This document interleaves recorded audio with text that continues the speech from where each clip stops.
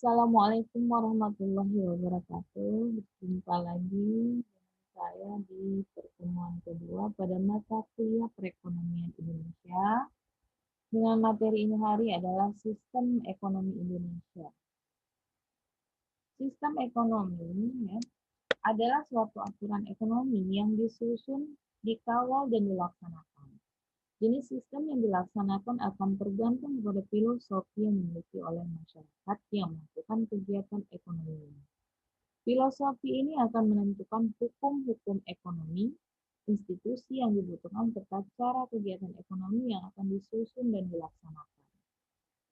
Yang kedua adalah sistem kapitalisme. Kapitalisme tidak memiliki suatu definisi universal yang bisa diterima secara luas, namun secara umum merujuk pada satu atau beberapa hal berikut. Yang pertama adalah sebuah sistem yang mulai terinstitusi di Eropa pada masa abad ke-16 hingga abad ke-19, yaitu di masa perkembangan perbankan komersial Eropa. Yang kedua, teori yang saling bersaing yang berkembang pada abad ke-19 dalam konteks revolusi industri dan abad ke-20 dalam konteks perang dingin yang berkeinginan untuk membenarkan kepemilikan modal.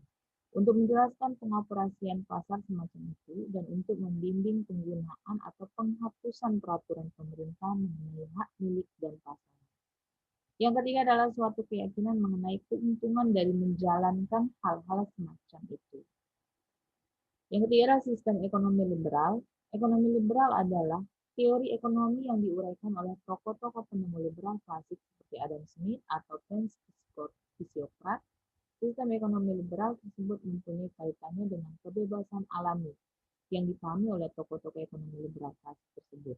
Meskipun demikian, Smith tidak pernah menggunakan paham tersebut.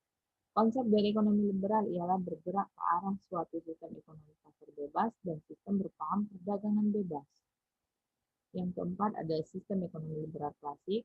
Sistem ekonomi liberal klasik adalah suatu filosofi ekonomi dan politis mula-mula ditemukan pada suatu tradisi penyerangan atau keringanan yang bersifat membatasi batas-batas dari kekuasaan dan tenaga politis, yang menggambarkan pendukungan kebebasan individu. Teori itu juga bersifat membebaskan individu untuk bertindak sesuka hati sesuai kepentingan dirinya sendiri, dan membiarkan semua individu untuk melakukan pekerjaan tanpa pembatasan yang nantinya dituntut untuk menghasilkan suatu hasil yang terbaik yang ceteris paribus, atau dengan kata lain menyajikan suatu benda dengan batas minimum dapat diminati dan disukai oleh masyarakat atau konsumen. Yang kelima adalah sistem neoliberalisme adalah yang juga dikenal sebagai paham ekonomi neoliberal, mengacu pada filosofi ekonomi politik yang mengurangi atau menolak campur tangan pemerintah dalam ekonomi domestik.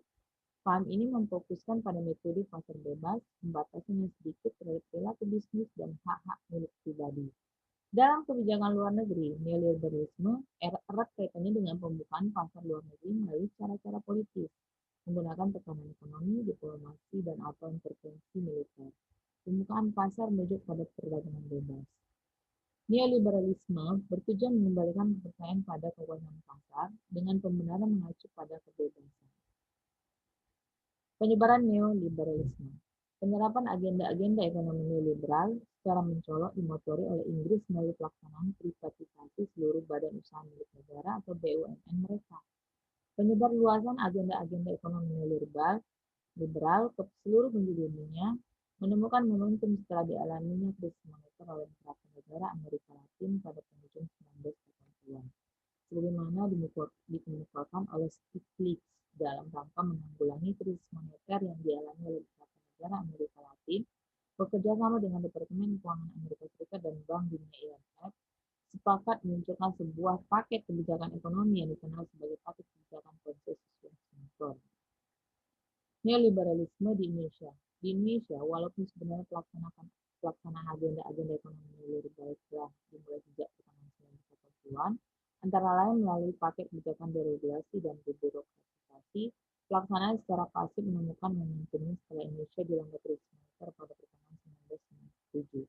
Menyusul kemerosotan nilai rupiah, pemerintah Indonesia kemudian secara resmi mengundang IMF, International Monetary Fund, untuk memulihkan perekonomian Indonesia sebagai syarat untuk mencairkan dana talangan yang disediakan IMF.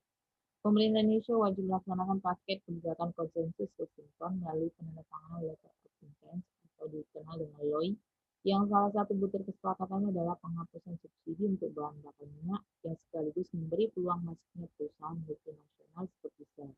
Begitu juga dengan kebijakan privatisasi beberapa BUMN, di antaranya Indosat, Telkom, BNI, PT Tambang Timah, dan Aneka Tambang.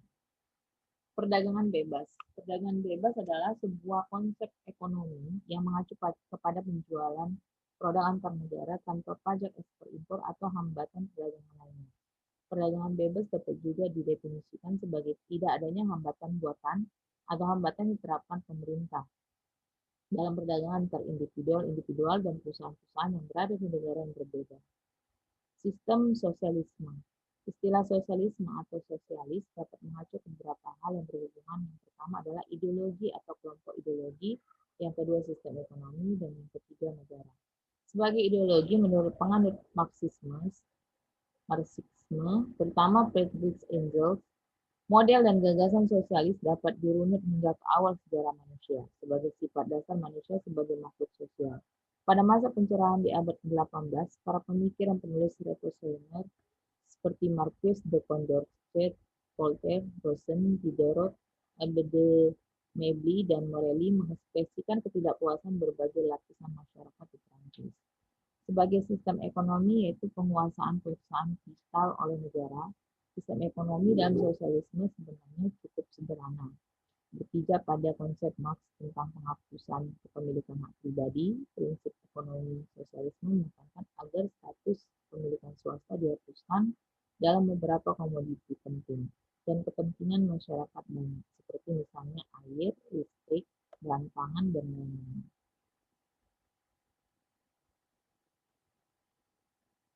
Oke, cukup materi hari. Jika ada yang ditanyakan, silakan kita diskusikan bersama. Untuk tugas pada materi ini hari yaitu tentang sistem ekonomi Indonesia, tolong Anda tulis di kertas double tulis sebanyak 2 halaman, yaitu mengenai sistem ekonomi yang terjadi di negara asing maupun di negara Indonesia. Jadi perbandingannya itu nanti bakal kita lihat, dan di sini saya akan melihat pemahaman Anda tentang materi saya tentang sistem ekonomi Indonesia. Terima kasih atas perhatiannya. Assalamualaikum warahmatullahi wabarakatuh.